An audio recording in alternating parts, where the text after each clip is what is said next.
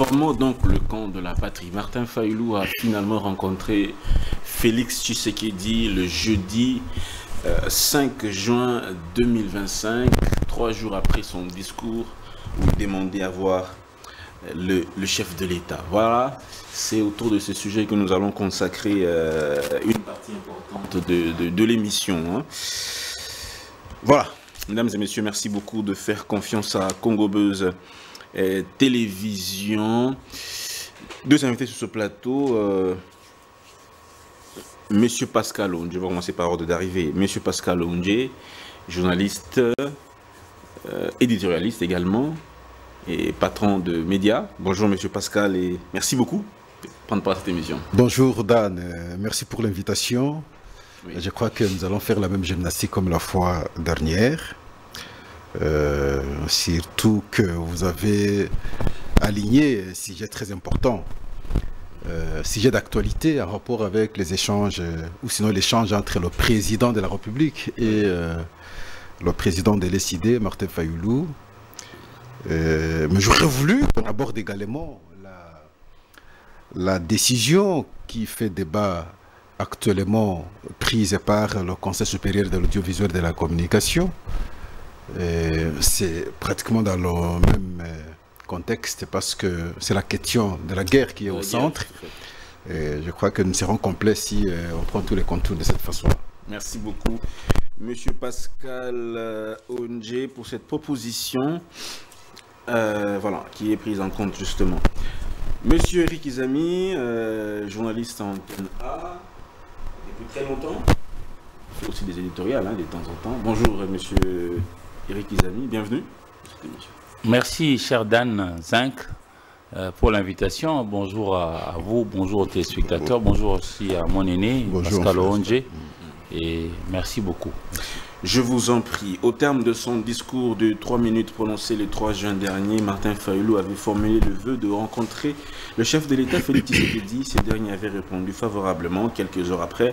Tina Salama, en déclarant ce qui suit sur son compte Twitter, le président de la République salue le patriotisme et le sens d'engagement pour la cohésion nationale affiché par M. Martin Fayulu et affirme sa disponibilité à le rencontrer pour sauver la République de la prédation qui menace nos institutions et notre intégrité territoriale. En réaction, l'opposant Mike Mukiba, cadre d'ensemble pour la République de Moïse Katumbi, a vivement réagi face à ce qu'il qualifie de revirement soudain du président de l'ESID. Nous avons signé à très peu de temps une déclaration commune avec Martin Fayulu, le FCC Ensemble pour la République. Fayulu a décidé de marquer la rupture avec les autres forces d'opposition. Nous en tirerons les conséquences. De quoi vont-ils parler? À quoi va profiter ces échanges? Elles vont mener à quoi? S'était interrogé l'ancien élu de Lingwala. Autre réaction, comment un opposant devient le procureur d'un régime dictatorial incapable d'apporter des solutions aux populations meurtries de l'Est pour accuser sans preuve l'ancien président Joseph Kabila de trahison et lui exiger de quitter Goma pendant que lui veut voir Fachi chez lui qui est traître du peuple. Et au terme de cette rencontre justement entre Martin Fayulu et Félix Tshisekedi hier, jeudi 5 juin 2025, le leader de l'ESID a déclaré à la sortie donc de cette rencontre ce qui suit, je cite, « Vous savez que le pays est dans une passe très difficile, nous sommes attaqués de partout, nous avons besoin de la cohésion nationale, je suis venu pour lui dire que nous n'avons pas 36 solutions, il faut créer un camp de la patrie. Pour cela, avec toutes ces crises que nous avons, crise sécuritaire, crise sociale, crise politique, la solution c'est un dialogue. Je lui ai demandé de tout faire pour rencontrer les évêques de la 5e, les pasteurs de l'ESCC, afin de voir ce pacte social qu'il propose, comment est-ce que nous pouvons le mettre en avant. Il m'a compris et il va donner sa réponse très rapidement. Nous sommes donc des Congolais. Nous devons nous engager pour le dialogue. Martin Fayulu a donc été reçu par le chef de l'État, Félix Tshisekedi. Alors, Monsieur Pascal, on commence justement avec ce premier sujet justement lié à l'actualité.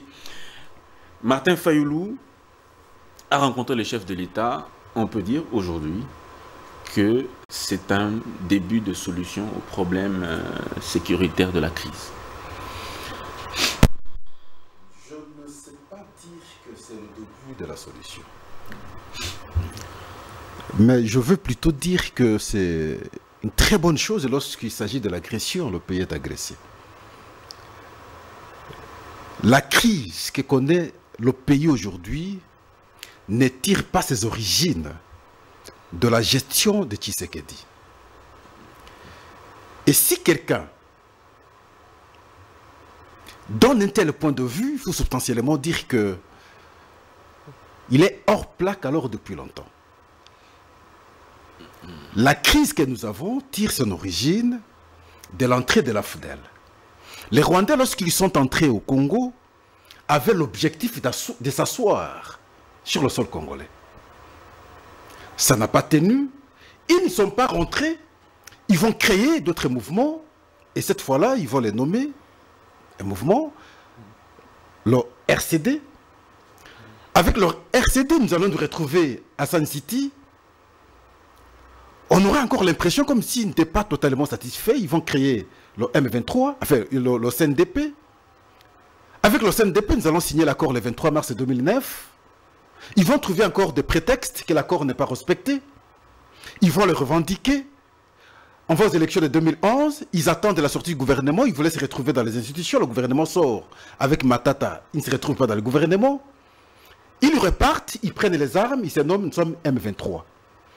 Ils viennent jusqu'à Goma, et finalement, il y a eu une pression internationale, ils vont se retirer avec espoir, en tout cas, de voir les revendications être répondues positivement. Et quelques temps après, quand Tshisekedi vient au pouvoir en 2018 et 2020, ils reprennent encore les armes. Et donc, ça n'a rien à voir avec Tshisekedi. Le Rwanda a deux raisons fondamentales. Il faudrait que les gens comprennent.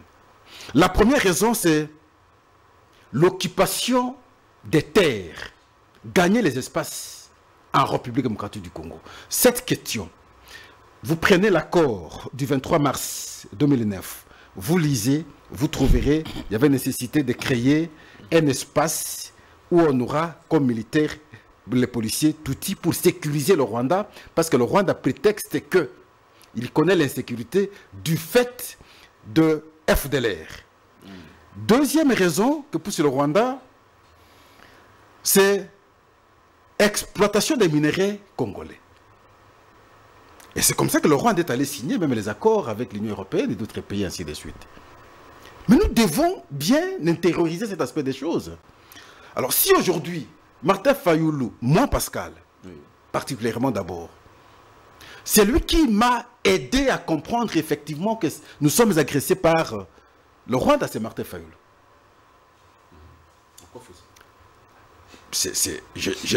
J'étais à son temps l'un de ses collaborateurs. En 2012, et quand le M23 est venu jusqu'à Goma, de temps en temps, j'étais avec Martin Fayoulou à Faden House, on discutait, on parlait, on organisait parfois les émissions. Ils ne devraient pas se dédire aujourd'hui, se contredire. Parce que c'est les mêmes acteurs d'hier qui sont là.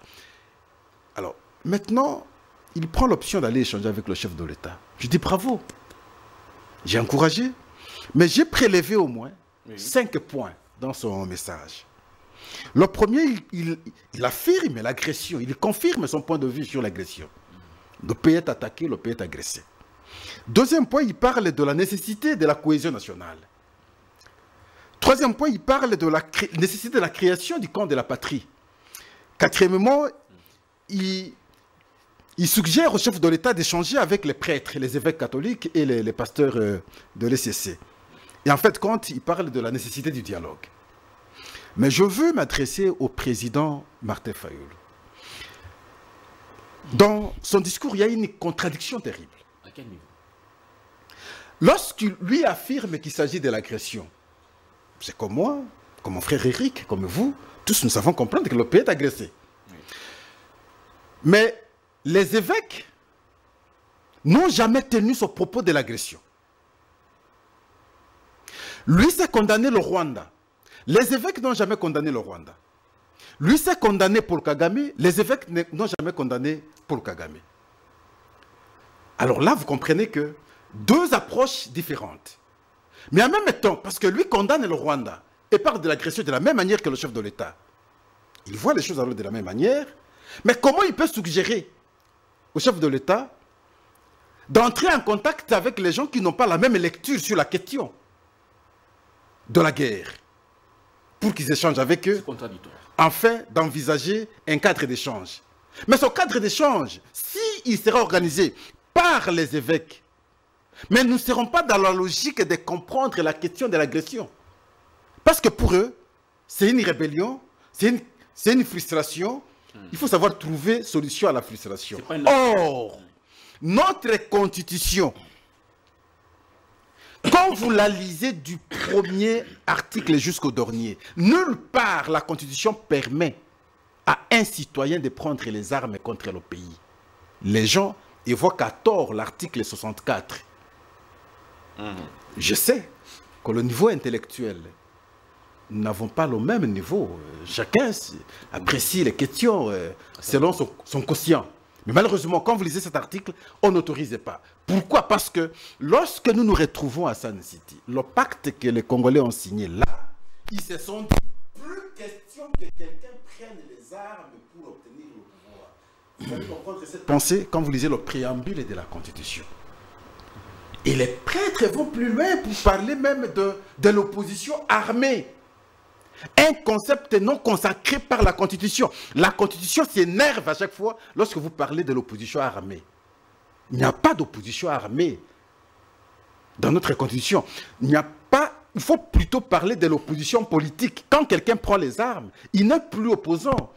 Il trahit la nation. C'est l'ennemi de la nation cette fois-là. Pire encore, en intelligence, avec des gens qui veulent conquérir des espaces et qui exploitent nos minerais gratuitement. Ici, je parle du Rwanda, toutes mes excuses. Je parle du Rwanda. Mais c'est très grave. Voilà pourquoi je dis, oui, le message, la démarche de Martin Fayulu, c'est à saluer, mais en même temps, il ne faudrait pas qu'il tombe dans la contradiction. C'est lui, plutôt, par contre, qui aurait dû, tout en attendant que le chef de l'État entre en contact avec les évêques, qu'il échange lui-même avec les évêques pour leur dire, non, ayons la lecture de l'agression lorsque nous parlons de la guerre. N'est-ce pas? C'est cette fois-là que moi, Martin Fayulu, je serai en phase avec vous parce qu'ici, il s'agit de la guerre, ainsi de suite. Mais même pas la condamnation des morts, des cas que nous avions connus, de la part des prêtres, je n'ai pas encore entendu. Donc, il faudrait qu'ils fassent un peu... Ils évoluent un peu dans la manière de percevoir la question. Oui. Ce téléphone me dérange. De percevoir la question pour qu'en fait, compte, on ait la même manière de lire cette question d'agression. Alors à ce moment-là, si les prêtres l'auront dit, d'accord, nous aussi nous comprenons la question de la même manière que vous, à ce moment-là, ils peuvent entrer aussi en contact avec le chef de l'État afin d'envisager comment on peut créer un espace où les Congolais peuvent échanger. Le contraire, alors, nous irons, n'est-ce pas, avec des appréhensions totalement opposées qui risqueraient maintenant de ne pas permettre qu'on résolve la question et qu'on produise un résultat qui soit, en tout cas, accepté, sinon opposable à tout le monde.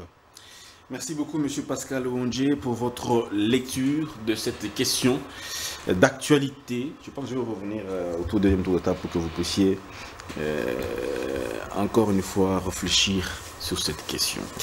Merci beaucoup. Alors, monsieur Rikizami, je vous passe aussi la parole à votre niveau. Quelle est la lecture des faits que vous faites par rapport à cette rencontre, ce rapprochement entre le chef de l'État et l'opposant Martin Fayulu? Est-ce que c'est un début de solution également au problème? Tout de suite, je dis, c'est à saluer. Mais je voudrais que l'on comprenne très bien. Chacun de nous a sa manière d'expliquer les choses. Je pense que c'est vraiment à saluer. Parce que pour moi, là où s'arrête le langage politique qui nous a amené à ce que nous pouvions qualifier de chaos actuel, doit commencer le langage social. Pourquoi le langage social? Nous sommes tous membres d'un seul et même dénominateur commun qui est la République démocratique du Congo. Si j'ai salué, c'est parce que pour moi, maintenant, un acteur majeur de la scène politique a priorisé les Congos plutôt que ses égaux. Autrefois, même par certains de nos compatriotes qualifiés comme étant les champions de revirement, il vous dira par exemple que moi je ne serai jamais candidat pour ces élections en cours. Mais vers la fin, revirement, il rentre en danse et puis il postule. Hein, on connaît à peu près ce qu'a été ses positions à gauche, mais ce qu'il vient de faire là pour demander à rencontrer le chef de l'État pour parler Congo en vue que nous puissions tant soit peu, commencer à ouvrir une brèche pour rechercher la paix, moi je salue de deux mains et j'applaudis parce que je pense qu'il a quand même fait un sursaut pour transcender ses intérêts personnels particuliers pour rencontrer le président de la République, chef de l'État. Lui, en tant que leader, il donne là un bel exemple à l'ensemble de la population parce que, croyez-moi, ceux qui sont pro-Tshisekedi et ceux qui sont pro-Fayulu et les autres, pro-Kabila, etc., quand ils voient les leaders s'entre-déchirer, sachez aussi qu'au niveau sociétal, les uns les autres, on s'entre-déchire. Et la cohésion, en ce moment-là, est difficile à pouvoir cimenter, consolider. Mais ce qu'il vient de faire, moi, je salue. Mais seulement, je ne suis pas très à l'aise quand le grand frère a dit il y a eu contradiction dans l'approche. Non, non, cher aîné, il n'y a pas eu contradiction. Au contraire, je pense que chacun de nous a sa manière d'expliquer la chose. C'est là que l'on est politique ou homme d'église. Vous savez, les langages que vous et moi allions tenir en tant que journalistes, ce n'est vraiment pas totalement le langage que tiendrait un juriste, un médecin, selon son domaine d'action. Je crois que c'est cela. Alors, je pense que puisqu'il s'agit d'un conflit, et surtout un conflit qui a amené aux armes jusqu'à conduire à la mort parmi des millions de personnes qui sont parties, si les langages religieux, par exemple, des pasteurs et des prêtres, étaient aussi du genre à pouvoir condamner directement, je ne sais pas s'ils allaient peut-être avancer aussi. Alors, ici, il faut commencer par d'abord comprendre que l'ennemi qui nous agresse, c'est attesté par les Nations Unies. Pas par moi, pas par vous, ni par les grands frères, mais c'est par les experts des Nations Unies qui, dans leur dernier rapport, ont fait remarquer que c'est le Rwanda voisin qui fait des ingérences dans les affaires intérieures uniquement liées à la République démocratique du Congo, alors que ça ne devrait pas être le cas. Pour moi, le Rwanda, c'est un agresseur, mais c'est en même temps aussi l'arbre qui cache la forêt, parce que derrière le Rwanda, il y a beaucoup d'autres gens qui ont des intérêts à pouvoir nous laisser dans cette situation de guéguerre, de divisions, de mésententes entre nos leaders, et que lorsque nos leaders ne s'entendent pas, ça réjaillit sur nous, population, on s'entretue. Vous savez, il y a même des gens qui, quand ils discutent, il est pro Kabila, pro Tshisekedi, pro Fayulu, ils se rentrent dedans et ils se battent. Ils peuvent même arriver à se blesser. Il y en a qui s'insultent. Or, cet exemple qui vient de nous être donné, pour moi, c'est un message qui dit vous aussi, de là où vous vivez, pensez comme Fayulu et Tshisekedi. Même s'ils étaient divisés, mais aujourd'hui, ils peuvent se regarder en frères pour voir... Est-ce que les deux propositions faites par Martin Fayulu sont à prendre en compte? D'abord, absolument, rencontrer les évêques et les pasteurs de l'ECC, c'est la première proposition. La deuxième, créer un camp de la patrie pour créer finalement la cohésion nationale qui manque aujourd'hui. Absolument. Les deux sont des bonnes... valables. Moi, en tout cas, je ne vois aucun mal à ça. Parce que les hommes d'église là ont ainsi un propos à pouvoir distiller dans l'opinion et que cette opinion peut aussi bien capter et puis mettre en pratique et puis nous aider à avancer. En fait, l'ennemi ici veut que les Congolais soyons toujours divisés pour qu'on lui profite derrière notre division pour nous piller nos richesses, etc. Ça a duré plus de 30 ans. Il y a des gens qui sont nés et qui ont grandi et qui n'ont eu que de verbes. Est-ce qu'on peut vraiment faire confiance aux évêques de la Cinco, surtout que sur disons, le financement, la démarche, le financement de leur périple un peu partout dans le monde. Même moi, je suis de... Il y a eu des révélations qui ont choqué. Qui ont quand même vous n'avez pas tort. Vous n'avez pas tort. Mais seulement, dans l'œuvre humaine, si nous devons nous attendre seulement à quelque chose de vraiment parfait de bout en bout, nous ne l'aurons pas.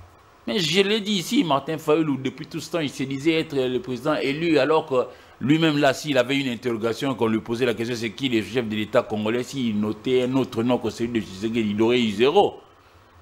Voyez-vous, c'est-à-dire, à un certain moment, nous oublions d'abord nos divergences pour nous consolider. Moi, je me souviens toujours de cette image qui avait quand même fait tache, lui, dans la toile, où on voyait Moïse Katumbi Chapoué, Vital Kamerhe, Lwakanigi Nkingim, Félix Antoine Tshisekedi Tshilombo, Martin Fayulu et compagnie dire Passinayo, Passinanga. Vous vous souvenez d'une image comme ça qu'on avait distillée ici? Si réellement ce qu'il nous disait là était vrai, mais ils doivent le faire maintenant, parce que je pense que notre solution viendrait d'abord par la capacité de nous-mêmes Congolais à recréer notre force dès l'intérieur avant de penser comment combattre ensemble l'extérieur qui nous fait des problèmes.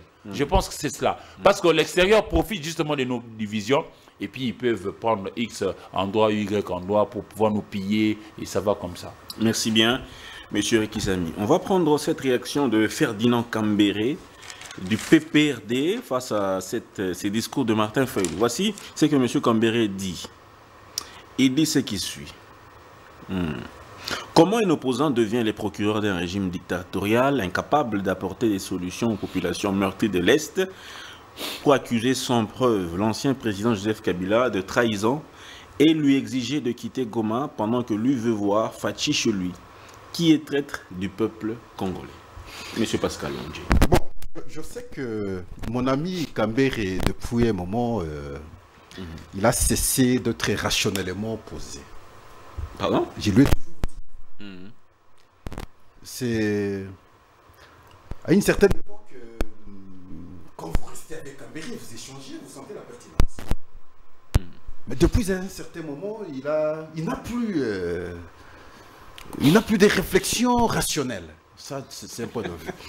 Est-ce que un intellectuel peut dégager une telle lecture? On qualifierait un opposant de traître du fait d'avoir échangé avec un chef de l'État pour envisager comment trouver solution à la question de la guerre. Et il ne sait pas comprendre que la traîtrise, c'est de son camp, du fait d'abord à son temps, d'avoir menti les Congolais, combattre le M23, combattre le CNDP, alors qu'en réalité, ils étaient en intelligence et en fait, quand aujourd'hui, aller composer avec les mêmes personnes. Qui ont tué les Congolais depuis tous ces temps? Qui viennent de tuer les Congolais pas longtemps? Et vous dites, moi je suis Congolais, et vous allez maintenant composer avec les mêmes personnes. Vous qui les aviez combattus hier. Mais c'est cela la vraie contradiction, et c'est cela la vraie traîtrise. Mais alors maintenant, vous ne pouvez pas, en fait, parler de la traîtrise à un opposant qui est ici, envisage, prend l'idée, naît l'idée de comment trouver solution contre vous qui êtes des traîtres et vous les considérez comme traîtres. Mais il est à saluer. Vous, vous êtes à cracher. Pourquoi? Parce que les actes que vous posez aujourd'hui contre le pays, je ne sais pas si tout homme posé peut avoir une conception logique. Qualifie le régime de Kinshasa de dictatorial. Mais la dictature... Un gouvernement qui est incapable de résoudre les problèmes. Mais, problème de guerre, par exemple. Mais ils l'ont eu longtemps. Ils l'ont eu également. Ils ont eu du mal à résoudre même la question. Mais ils oublient que le M23 à l'époque était entré également jusqu'à Goma. Oui. N'est-ce pas? Il a fallu qu'on signe l'accord du 24 février 2013, l'accord d'Addis Abeba. Oui. C'est cet accord qui nous a facilité, qui nous a aidé à pouvoir maintenant retirer, que le Rwanda a pu retirer maintenant ces éléments, comme ça se fait aujourd'hui. Et en fait compte, on a donné l'impression d'avoir gagné le M23, parce que les éléments rwandais, c'était déjà retiré. Les gens oublient ça. Parce que dans l'accord cadre, il est dit clairement, on interdit, et je me pose même la question, pourquoi on doit encore avoir le comité de suivi ici. On a interdit aux États de ne jamais appuyer un quelconque groupe armé contre notre État. Dans l'accord cadre. Et c'est comme ça qu'à l'époque, oui, on va interpeller le Rwanda comme ils savent anticiper, sinon naviguer dans les temps. Ils avaient notre plan, ils savaient que nous allons encore refaire le même plan. Aujourd'hui, on peut se retirer, donner l'impression que nous sommes d'accord avec ce qui a été signé à Addis Abeba. Ils se sont retirés. Lorsqu'ils se sont retirés, et voilà, notre armée a avancé jusqu'à... Donc, lui ne peut pas dire ça. Mais d'autres journalistes pensent que cette rencontre entre Fayulu et Tshisekedi était une rencontre qui était déjà attendue bien avant, parce que c'était la continuité de l'alliance entre Tshisekedi et Fayulu qui n'était pas publique. Aujourd'hui, ils viennent de rendre cette alliance publique. Martin Fayulu aurait déjà commencé à recevoir 5 millions de dollars pendant une certaine période. C'est toujours ça, la diabolisation. Et après, aujourd'hui, Fayulu vient révéler à la face du monde qu'il a toujours été avec Félix Tshisekedi. Ce n'est pas une nouveauté. Votre avis par rapport à toutes ces accusations? Martin Fayulu, c'est un Tshisekediste. Tshisekedi, c'est un Tshisekediste. Moi, Pascal, lorsqu'on proclame Félix Antoine Tshisekedi président en 2018, je suis... 9 janvier 2019. Voilà. Je suis à l'antenne, à CK TV. Et je dis, je ne peux pas comprendre à ce jour que Martin Fayoulou est à l'opposition. Parce que c'est tout ce qu'il recherchait depuis longtemps. C'était Kabila dégage. Il a toujours dit que ce n'est pas Tshisekedi qui a gagné les élections. Non, pour moi, oui, que ce soit Tshisekedi, que ce soit Martin Fayoulou, le fait qu'ils sont parvenus à arracher ce qu'ils recherchaient depuis longtemps, c'est fini. C'est la grande victoire. Ce qui restait maintenant, c'est consolider ce qu'ils ont obtenu. Regardez les jeunes qui sont au Sénégal. Sonko, le vrai leader, se battait contre Macky Sall. Oui. Il voulait bien avoir le pouvoir. Macky Sall a tout fait pour écarter Sonko. Il va l'arrêter, le met en prison. Les élections s'approchant, Sonko, se sentant déjà exclu, va faire le choix sur son secrétaire général qui n'était même pas présidentiable. On va aux élections, la population va décider et va élire maintenant Sonko. Non, va élire le secrétaire général de Sonko. Du parti, là, oui. Alors maintenant, lorsque lui est élu, il dit « Mon président n'ira pas loin. Il doit être à mes côtés, il est le Premier ministre. » Mais il gère le pays. Qu'est-ce qui empêcherait que demain, l'actuel président sénégalais dise « Non, il est temps maintenant que Sonko soit candidat, qu'il soit président. » Et moi, je peux venir, il peut aussi revenir comme Premier ministre. Nous avions vu ça aussi en Russie. Avec Poutine. Question d'avoir un bon flair politique. Mais l'impression que j'ai, comme si les gens, ici chez nous, nous sommes primés par les égos qui ne permettent pas qu'on fasse des concessions qui permettraient que la nation fonctionne normalement. Et donc, c'est un Tshisekidiste. Cette affaire de deal entre Tshisekedi il parle de Sonko et Dioma et Faye. Ce n'est pas une histoire... Ça ne me surprend pas. Je voyais mal qu'il soit dans l'opposition. Parce que c'est le Tshisekedi qui est là. Mais si quelqu'un a bien lu le tableau de la politique congolaise en 2006 et 2007, oui. Quand tu lui regardes comment les choses se font aujourd'hui, il va comprendre que nous sommes en train de revenir dans la même configuration. En 2006. 2006. Kabila avait son camp. Bemba avait son camp. Et ceux qui ont appuyé Bemba jusqu'à avoir le pourcentage qu'il avait obtenu à son temps, c'est l'UDPS. Et c'est la composition qui s'affiche maintenant. Regardez le camp de Tshisekedi qui l'agglutine aujourd'hui. Et ceux qui étaient contre Bemba hier, bien qu'ils soient aujourd'hui aux côtés de Tshisekedi, observez leur comportement, ils ne sont pas sincères. Et ils ont cette tendance de garder encore leur lien avec celui qui est allé trahir le pays à Goma. Et donc, le tableau se présente encore comme ça. Et quand Martin Fayoulou parle déjà du camp de la patrie, je suis en train de voir le discours de Jean-Pierre Bemba en 2006. Le discours de Banamboka. Et c'était contre qui? Contre Ndeke. Ndeke était qui? Était Joseph Kabila, qu'on considérait qu'il n'était pas congolais. Mais le même discours arrive aujourd'hui. On sait vous comprendre qu'il n'est pas congolais. C'est la même configuration. C'est le même tableau que nous avons aujourd'hui. Voilà pourquoi c'est à nous de faire le choix. Merci bien, monsieur. Le choix de ne pas accepter, composer avec des gens qui tuent les Congolais. Le choix de ne pas accepter, composer avec les Rwandais. Le choix alors de se dire, nous sommes Congolais, nous devons en tout cas défendre notre pays, bec et ongle, quelles que soient les conditions. Le problème interne, nous allons les trouver, on va trouver ces solutions à l'interne, mais ce qui est prioritaire à ce stade, c'est sauver l'image de la République démocratique du Congo, tout en faisant que le Rwanda se retire et ceux qui sont appuyés par le Rwanda également se retirent. Merci. À Doha aujourd'hui, il y a un problème qui se pose. Il y a un impasse. Les discussions n'avancent pas. Pourquoi? Parce que on avait demandé à travers que ce soit la résolution du Conseil de sécurité des Nations Unies, la résolution 2773, a demandé au Rwanda de retirer maintenant ses militaires. Et a renvoyé la République démocratique du Congo d'aller dans le processus, dans le sens du processus de Nairobi et de Luanda. Oui. Également, les résolutions du Conseil de l'ONU, enfin de l'Union européenne, on nous renvoie dans le processus de Nairobi et Luanda.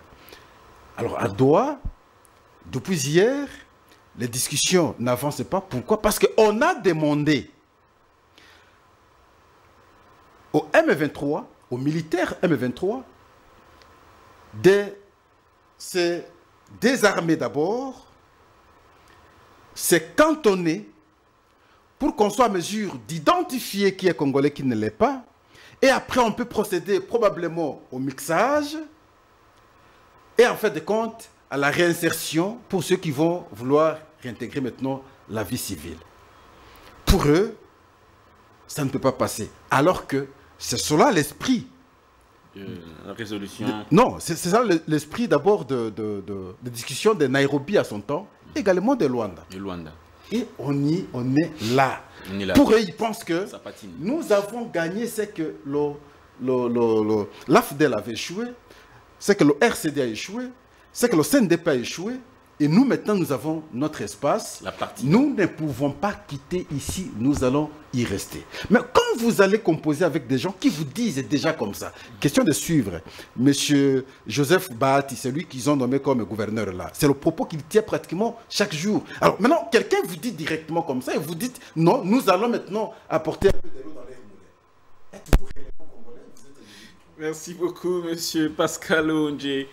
Alors, monsieur Eric Izami, votre lecture sur cette sortie médiatique, de cette réaction de Jean-Pierre Kambere, qui est Ferdinand Kambere du PPRD, sur la sortie médiatique de Martin Fayoulou, demandant à Kabila de quitter Goma et pour lui de voir le président Félix Tshisekedi. Quelle est votre réaction par rapport à ça? Je crois que M. Ferdinand Kambere est plutôt dans une position où il ne sait pas donner un avis qui serait péremptoire par rapport à ce que pense son leader, son chef, l'ancien chef de l'État, Joseph Kabila Kabange. Mais moi, je suis de ceux qui pensent que nous avons, nous aussi, une tare dans notre société que de se diaboliser mutuellement. Je serais dans une posture telle que c'est difficile pour moi que de dire pendant 18 ans, nous avions été dirigés par un étranger. Je n'ai jamais cru à ça. Pour moi, tous on est des Congolais, seulement on se diabolise mutuellement. Mais, au-delà de tout, non, le chef de l'État ancien, Joseph Kabila Kabange, je pense que ce qu'il a fait, que d'aller descendre par Goma, non, ça, il a vraiment détruit tous les éléments qui pouvaient faire de lui un grand monsieur pendant longtemps. On pouvait tout accepter, mais tu ne peux pas pactiser avec celui qui tue tes enfants. Parce que lui, tout ce qu'il est devenu, c'est les Congo aussi. Il a 18 ans. Ah ben, ça passe pour quelqu'un qui pacte. Quand le président Tshisekedi, Félix disait ici que non, l'AFC X123, c'est Joseph Kabila, ça dérangeait. Mais pourquoi aller là où on dit que c'est... Parce que le Goma aujourd'hui est sous occupation. Moi, ça me dérange un peu. Parce qu'il a été quand même chef de l'État pendant 18 ans. Et ce n'est pas rien que de diriger un peuple pendant 18 ans. Et moi, je me refuse de dire que nous avions été dirigés par un Rwandais. Moi, je le considère comme un Congolais. Seulement, ils ont des divergences de vues. Tous cela, ils se connaissent. Je suis en train de faire remarquer ici que ce soit le chef de l'État actuel, Félix Antoine Tshisekedi Tshilombo, il a prouvé qu'il aimait les Congo. Où est-ce qu'il n'a pas été pour battre campagne que nous nous sommes agressés, venez nous aider. Le Congo, ce n'est pas rien partout où il est parti. Si c'est peut-être pas ce mot propre, moi j'interprète ça comme ça. C'est un peu comme s'il disait, c'est nous, République démocratique du Congo, qui avons la forêt qui produit de l'oxygène pour l'ensemble de l'humanité. On ne peut pas laisser un tel pays être détruit comme ça et que vous assistez impuissants. Nous sommes agressés, venez nous aider. C'est nous, République démocratique du Congo, qui avons le barrage d'Inga, qui a la capacité de pouvoir éclairer toute l'Afrique. Nous sommes un géant minier, un scandale géologique. pour faire fonctionner toutes nos industries, notre industrie minière par exemple. Nous avons besoin d'énergie électrique. Pas seulement pour le Congo, même pour les autres pays du continent. Et tout ça, quand nous sommes agressés, il dit, venez nous aider pour que nous puissions bien vivre en paix et amorcer les développements qui pourraient impacter positivement tout le monde. Mais un tel président a prouvé de quoi il est capable, et puis surtout ce qu'il veut ramener comme paix. Un peu comme avait dit précédemment Pascal Onge, tout ce qui nous arrive actuellement, ce n'est pas Tshisekedi Félix qui l'a créé. Ça a commencé beaucoup plus loin.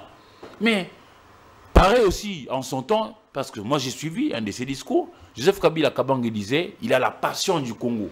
Vous ne voyez pas que toutes ces phrases-là convergent vers nous voulons le bonheur du Congo. Mais pactiser avec celui qui tue, c'est là où ça dérange. Alors, à ce stade ici, moi je pense que nos leaders, s'ils peuvent mettre de côté leurs divergences et regarder dans la même direction, même si nous n'allons pas atteindre 100%, parce qu'il est difficile que toutes les personnes puissent partager la même, la même idée au même moment et partout à la fois. Non, c'est difficile. Mais c'est aux leaders de pouvoir nous entraîner dans une dynamique telle que, arrêtons de nous battre, de nous entretuer, de nous neutraliser, mettons nos forces ensemble pour consolider nos... Il y a Franck Diongo qui a également rencontré Joseph Kabila. Les images ont circulé hier.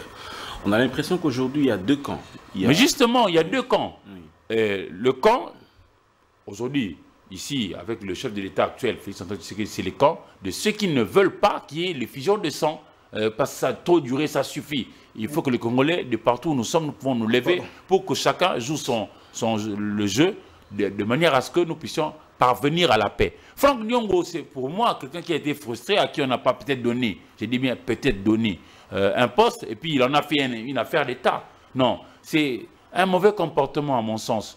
On ne peut seulement pas aimer son pays ou vouloir travailler pour son État, seulement parce qu'on a X ou Y poste. Il a été député national ici. Qu'avait-il véritablement apporté de substantiel pour nous aider à vivre dans la paix? Moïse Katumbi, on peut le placer dans quel camp?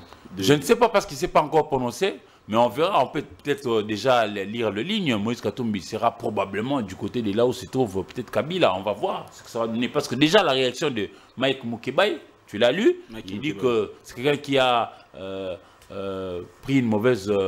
position, et puis il y aura des conséquences. C'est ce qu'il dit non, du discours de Martin Fayulu. Mais on verra ce que ça va donner dans l'avenir. Mais moi, ici, ils sont en train de dire et rappeler que l'une des phrases de Martin Fayulu est vraie quand il dit il serait malheureux que l'on puisse voir le Congo se désintégrer sous notre barbe. Voilà, donc ils ont la responsabilité ici de tout faire pour que le Congo ne soit pas déchiré. Alors, auquel cas, ils auront été vraiment à côté de la plaque parce que le père de l'indépendance, les Lumumba et compagnie, ils avaient quand même planté les décors que nous devons être unis pour bâtir un État fort, une nation forte au cœur d'Afrique. Et comme ça, on va entraîner tout le monde pour aller vers le développement. Mais ça commence d'abord par une bonne conception au niveau du cerveau de nos leaders. Parce que si nos leaders sont déchirés, en bas, ça sera déchiré, on ne pourra rien construire dans le déchirement. Merci beaucoup, M. Izami. Alors, M. Pascal Onge, Martin Fayulu pense que la solution à ces problèmes, parce qu'il y a deux camps, apparemment, camp Kabila et camp Félix Tshisekedi. La solution à ces problèmes, c'est le pacte social de la Synco-SSC. À ce niveau-là, pensez-vous qu'il est utile aujourd'hui qu'on ait un dialogue entre Kabila, Katumbi, peut-être aussi les Nanga et les autres, comme ils ont été consultés par les évêques. Pensez-vous que ça peut être la solution aujourd'hui que tous soient autour d'une table, forum national organisé par l'Église catholique et l'Église protestante? Vous savez, il y a de ces actes-là qu'il ne faut pas, en tout cas, primer. Comment ça? Surtout la prise des armes contre le pays. Je suis à chaque fois, je tente à chaque fois de réfléchir sur comment mettre hors plaque totalement et définitivement, surtout de la scène politique, de la gestion de l'État, ceux qui prennent les armes. Vous aviez bien bipolarisé. Vous dites le camp de Kabila et le camp de Tshisekedi. Ça veut dire, en d'autres termes, le camp de Kabila, c'est le camp des gens qui ont pris les armes. Le camp de Tshisekedi, comme a dit Eric, c'est le camp des gens qui n'aiment pas prendre les armes, qui n'aiment pas voir le sang congolais être versé. Oui. Mais quel est le meilleur camp cette fois-là pour les Congolais? C'est le camp qui n'est pas versé le sang. Est-ce que les Congolais savent comprendre ça pour dire substantiellement que c'est que l'ancien président de la République est totalement cruel? Inacceptable. Et ça s'appelle haute trahison. Pourquoi? Parce que non seulement qu'il fut ancien président de la République, mais en même temps, il jouit de son statut de sénateur à vie. Son institution est ici. Même s'il peut trouver un prétexte pour dire je suis parti comme il le fait, j'échange avec les gens, j'ai consulté les gens, mais il n'a pas eu l'autorisation de son institution. Le Sénat. Beaucoup disent... Et donc, tout ce qu'il fait, il s'accuse lui-même. Mais tout sorcier scientifique, toute personne qui sait faire la discursivité sur les faits, sait comprendre qu'il s'agit du montage de l'ancien président en intelligence avec son collaborateur, Nanga, où ils se sont dit à une certaine époque, faisons ceci, parce que comme ils le disent, Tshisekedi ne respecte pas ce que nous sommes entendus. Il y a d'autres qui vont plus loin pour vous informer lorsque nous sommes un peu discrets. Ils nous disent, ils ont nourri ce plan de le faire partir du pouvoir par la force et depuis très longtemps. Ils ont tenté, ils n'ont pas réussi. Ils n'ont pas réussi. Quand quelqu'un ne veut pas verser le sang, sûrement c'est qu'il est protégé également par un esprit qui n'aime pas la violence, qui n'aime pas des tueries. Et voilà pourquoi ils ne parviennent pas parfois à atteindre l'objectif. Donc ici, si on doit échanger... Est-ce que c'est possible? On peut mettre Kabila autour d'une table et les autres. Non, ce n'est pas impossible. Parce qu'en fin de compte, n'est-ce pas, c'est vers là que nous tendons. Est-ce que c'est une bonne chose pour le Congo? Pour moi, ce n'est pas une bonne chose. Pour moi, ce n'est pas une bonne chose parce que cette culture, nous l'avons enterrée en 2003. Il y a un pacte qui a été signé à Saint-City. Mais en 2003, justement, M. Pascal Ondé, si je dois revenir là, Kabila qui, à l'époque, prend le pays avec, il trouve beaucoup de rébellions, un peu Bemba et ainsi les autres. Il crée un gouvernement avec tous ces gens-là. Je vous fais une lecture. Est-ce que Tshisekedi peut faire de même comme je vous dégage Kabila avait fait là à l'époque? Monsieur Kabila Mouzé entre au pays ici accompagné des Rwandais. Oui. Et il avait également ses proches congolais. Vous allez citer Kakuji, vous allez citer Mawampanga, vous allez citer Cheo Kitondo, vous allez citer Vieille Hérodia, et vous allez citer d'autres. Et les Rwandais, lorsque Kabila va prendre la décision de se séparer d'eux, ils vont partir, se réorganiser autrement. Qui c'est Rwandais? Vous allez citer Azarias Ruberwa, vous allez citer Moïse Nyarugabu, vous allez citer Bizimakara, vous allez citer d'autres. Ils vont faire le RCD, bien sûr avec certains Congolais. Mouzé meurt. Et tous nous savons que c'est le Rwanda qui était à la base de la mort de Mouzé. Il est décédé. Et son fils prend le pouvoir. Joseph Kabila. Comment il trouve le terrain? Alors, lorsqu'il prend le pouvoir, les premiers agir, de se séparer des proches de son père. Les Mawampanga, les Kakuji, vous n'aurez plus de responsabilités. Écartés tous. Et la deuxième réaction, c'est prendre maintenant des gens qui se sont séparés de son père, contre qui il y a eu des accusations de la mort de son père. Venez, soyez à mes côtés et travaillons. Il va travailler avec ces gens. Et regardez aujourd'hui, c'est avec ces gens qui se retrouvent derrière à Goma. À Goma, là, vous voyez, à ses côtés, les Nyarugabo, et ainsi de suite. S'il vous plaît, si on doit faire une réflexion métaphysique sur la question, ça veut dire au-delà, ou aller au-delà de la physique. S'il faut dégager la discursivité sur ce fait, ça peut vous donner quelle réponse? Vous pouvez estimer que c'est quoi en réalité. Moi, je ne veux pas conclure. Mais qu'à chacun maintenant d'apprécier ce que c'est fait. Moi, vous avez tué mon père. Mais, et puis je suis président de la République. La première réaction contre vous serait laquelle? Vous êtes mes opposants jurés. Contre le Rwanda, d'ailleurs, je n'aurais même pas intérêt de collaborer encore avec le Rwanda. Mais comment comprendre aujourd'hui? Vous, les gens qui ont tué votre père, deviennent maintenant vos amis, vos collaborateurs. Monsieur Pascal Aodje, merci beaucoup. Moi, personnellement, j'ai du mal à comprendre. En tout cas, contre toute logique possible, je pense que ça ne colle pas, ça ne passe pas.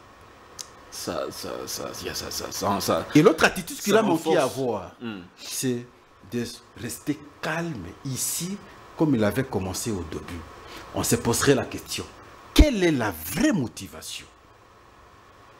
Je dis bien, quelle est la vraie motivation qui a poussé Joseph Kabila à agir comme il fait aujourd'hui? Merci bien, monsieur Pascal Aodje, pour cette lecture. Je pose la même question, bien que le temps est en train de filer vraiment. Bon, la même question à monsieur Béric Izami, votre avis, votre lecture aussi sur cette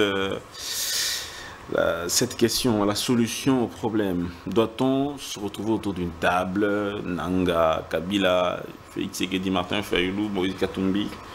Est-ce que ça sera ça, c'est l'idéal aujourd'hui qu'on aille autour d'une table? Oh ben oui, pourquoi pas?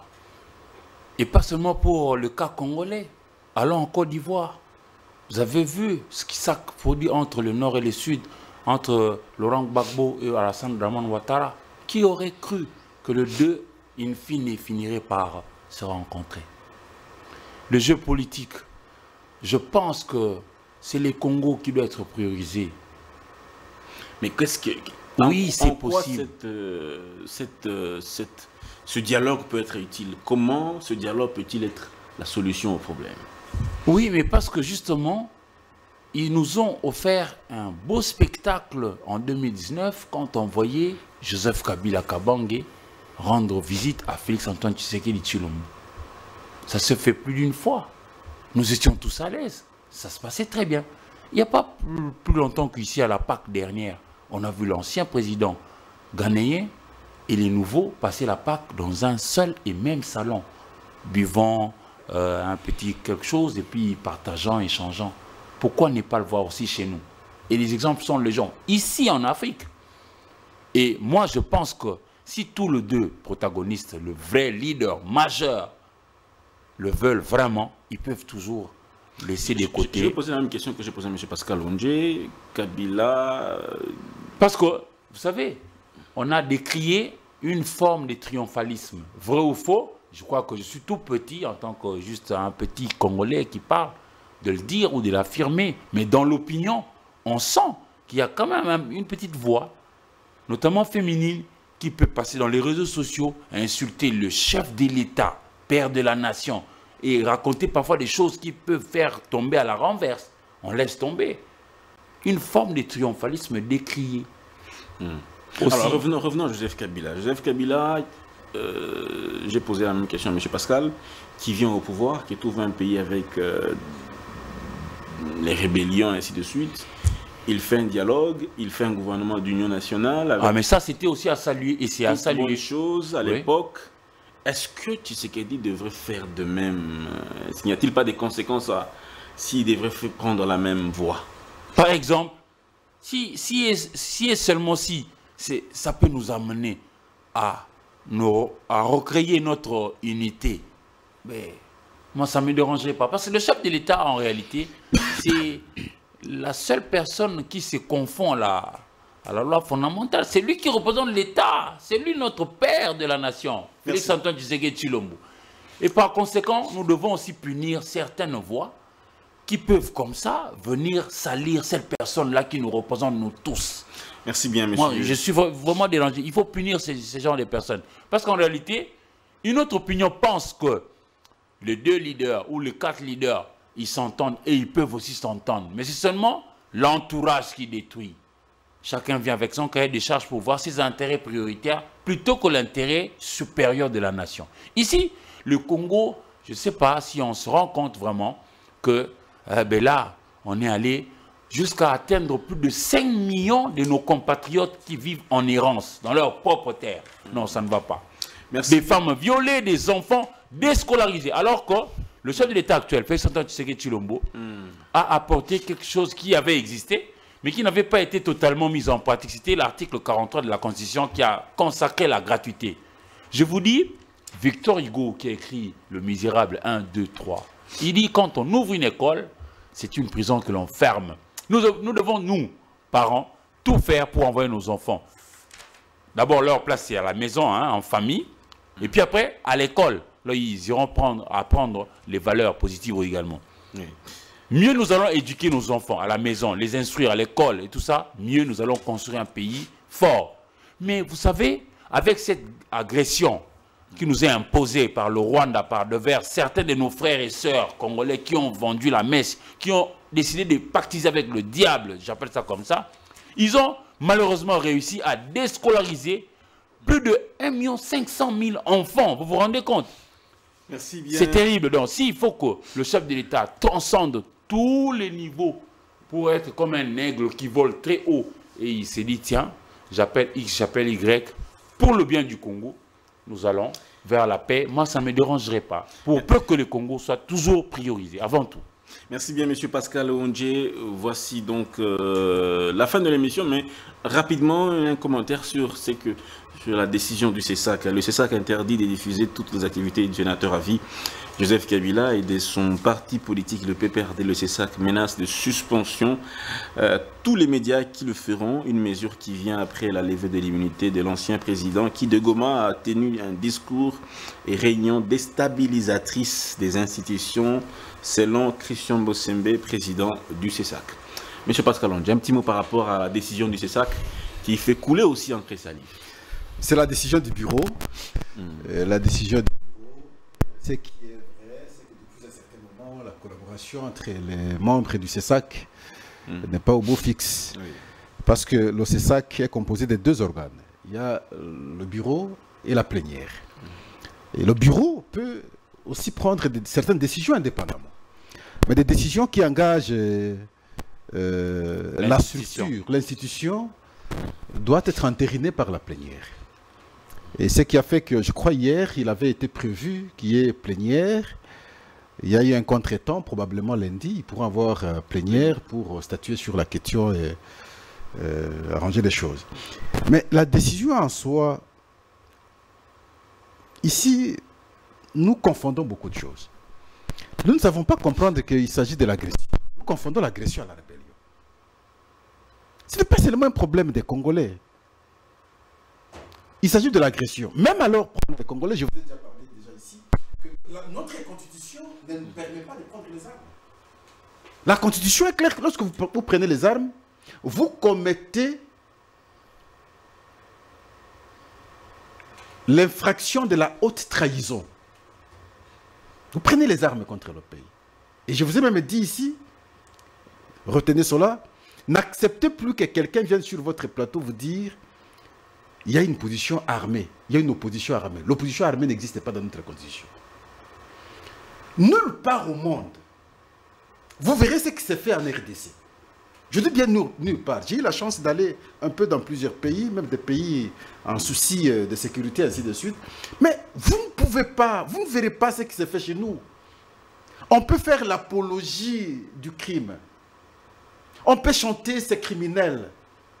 Le monde entier a pitié de nous. Mais quand vous venez, d'abord ici à Kinshasa par exemple, vous venez de l'extérieur, vous venez ici, vous allez vous interroger, ces gens sont sérieux ou comment? J'ai suivi une émission sur une chaîne de Tanzanie, sur le problème du Congo. Les gens se moquaient de nous. Ah bon? Mais les émissions que nous organisons ici, ils nous suivent. Ils se moquent de nous. Comment vous êtes dans votre pays, on vous attaque. Les pays d'autres organisations du monde ont pitié de vous. Mais vous-même, lorsque vous tenez des propos, vous ascensez le Rwanda, vous ascensez ceux qui prennent les armes. Mais ça n'a pas de sens. De mon point de vue, je pense que la décision du CESAC, c'est à saluer au-delà de toute procédure possible. D'ailleurs, je dis, elle est arrivée un peu tard. Elle aurait dû être prise depuis longtemps, cette décision. Et on a suivi la CAJ qui a dit que cette décision devait intervenir au moment où, si le PPRD était déjà condamné par la justice, et puis une condamnation irrévocable. Ça aussi. Parce que là, il n'y a pas de soubassement. Ce que le CESAC a pris, ce n'est pas aussi une décision définitive. Ce sont des mesures conservatoires par rapport à la décision provisoire prise aussi par le ministre de l'Intérieur. Oui. Si, finalement, la justice décide en définitive, le CESAC aussi va revenir pour prendre une autre décision définitive sur la question. Ici, il s'agit d'une mesure conservatoire. Donc, Kapiamba n'a pas raison de mon point de vue. Ne pas donner la parole aux gens du PPRD, ça ne dérange pas non plus. Hein. Tout à fait normal. Quelqu'un du PPRD, vous pouvez le recevoir, mais il ne va pas s'identifier, il ne peut pas être là pour parler au nom du PPRD. Il ne peut pas parler au nom du PPRD, parler du PPRD. Il peut faire l'analyse sur des questions politiques, comme tout citoyen congolais. Ce n'est pas un problème. D'accord. Vous ne pouvez pas aussi recevoir quelqu'un sur votre plateau qui vient, non, bon voilà, s'ils sont allés prendre les armes, c'est parce que Tshisekedi ne travaille pas bien. Non, vous ne pouvez pas recevoir des gens comme ça. Alors, lorsqu'on tient de tels propos, pendant que vos frères et sœurs meurent, pourquoi? Ce n'est pas par la faim, ce n'est pas par la mort naturelle. Leurs vies sont fauchées du fait de ceux qui ont pris les armes. Vous n'êtes pas du camp de vos frères et sœurs qui sont morts, mais vous vous retrouvez du camp de ceux qui ont tué vos propres frères. C'est comme je parlais de Kabila pas longtemps ici, lors de la mort de son père. Mais c'est suspect quand vous avez un tel comportement. Et voilà pourquoi moi je dis, la décision du CESAC, le problème c'est dans la motivation, la façon d'expliquer la raison, n'est-ce pas? La raison qui a fait finalement qu'on prenne cette décision. C'est l'explication, c'est la motivation qui fait de mon point de vue parfois, ou qui crée des incompréhensions, d'autres analyses un peu à contre-courant. Mais sinon, en réalité, dans un pays de guerre, pays en guerre comme nous, on ne peut pas en tout cas oser faire l'apologie de ceux qui ont pris les armes, quelles que soient les conditions. Merci bien, M. Pascal Ondje. Beaucoup ont critiqué cette décision, parlant d'une décision qui vient porter un coup à la démocratie. Beaucoup d'autres encore. Ils critiquent ceux qui prennent les armes, ceux qui tuent les gens. Mais il ne faut pas de critiques contre ceux-là. Pourquoi? Pourquoi seulement contre la décision? Posez la question par exemple à Kambere. Est-ce que ceux qui ont pris les armes ont bien fait? Kambere va vous dire oui, ils ont bien fait. Et un tel monsieur, quand il critique la décision du CESAC, nous allons l'acclamer et nous allons le considérer, nous allons le trouver sérieux? Pas du tout. Non. Merci beaucoup, M. Pascal, pour cette lecture. Alors, voilà, M. Izami, vous aussi, votre lecture, vous êtes de journaliste, votre lecture par rapport à cette décision du CESAC? Je considère la RDC comme la maman. Et quiconque ose lever sa main contre la maman, moi je n'ai plus même à vouloir savoir ce que maman a fait. Directement, je prends la position de pouvoir défendre la maman qui est la République démocratique du Congo. C'est-à-dire que la décision prise par Christian Bossembe est bienvenue. Parce que vous savez, la France n'avait pas attendu l'ONU, je ne sais pas quoi, l'Union européenne, pour s'attaquer au frère Kouachi qui avait donné la mort aux Français à Charlie Hebdo. C'est comme ça un État. Quand vous vous attaquez à la maman qui est la République démocratique du Congo, tout ce que vous avez fait de bien tombe. Moi, je vais m'attarder maintenant à vouloir d'abord sauver la maman ici, la République démocratique du Congo. Moi, j'ai salué la décision du CESAC. Parce que vous savez, ça nous renvoie à notre responsabilité, dire à nos enfants, leur instruire que personne, et alors personne ne peut mettre à mal la famille. Elle est sacrée. Et ici, c'est la République démocratique du Congo. Et la question fondamentale de l'émission, c'était Fayulu a-t-il bien réfléchi par rapport à sa démarche? Non, mais moi je réponds, il a très bien réfléchi. Il a priorisé les Congos. Parce qu'in fine, mais nos enfants vont nous rire au nez. Hein. Vous avez été leader, qu'avez-vous fait lorsque la maman, République démocratique du Congo, avait été attaquée? Qu'avez-vous fait? Avez-vous choisi d'aller vers le camp de l'ennemi qui tue? ou êtes-vous resté pour défendre la maman? Regardez comment parfois nous critiquons nos pères de l'indépendance. Hein. C'est la même chose comme vous dites là. Mais oui, Yannick a totalement raison. Nous Regardez n'étions pas là le en regard faisant. que nous dégageons. Parfois nous disons le Lumumba a été pressé. Etc. Pourquoi nous les critiquons? On va aussi nous critiquer. On va nous critiquer. Heureusement que maintenant, là, les images peuvent rester. Les enfants verront que non, notre papa avait pris la bonne décision que de dire chacun de nous, mettons de côté nos divergences, voyons d'abord le Congo.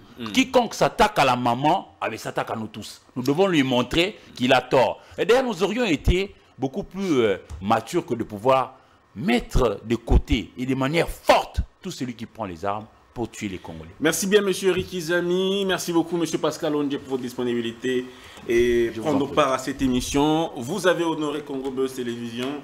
On espère que ça sera toujours le cas. Nous continuons également à prier pour la République démocratique du Congo. Nous espérons que... Pas seulement prier, nous devons travailler aussi. Hein. Ah ben oui, nous devons travailler. Nous devons travailler. Et nous, journalistes, nous avons un travail, un devoir. Nous avons fort à faire pour évangéliser cette nation à comprendre que la paix coûte cher, même plus cher que la guerre. Merci beaucoup, surtout que la presse aujourd'hui est considérée comme étant clivante. Hein. Certains journalistes sont... Celle qui est valeureuse et repérable aussi. Vue comme étant d'un camp, de l'autre. Bon, à chacun de se faire sa propre opinion. Merci beaucoup d'avoir été avec nous. Portez-vous bien. Excellent week-end chez vous. À lundi.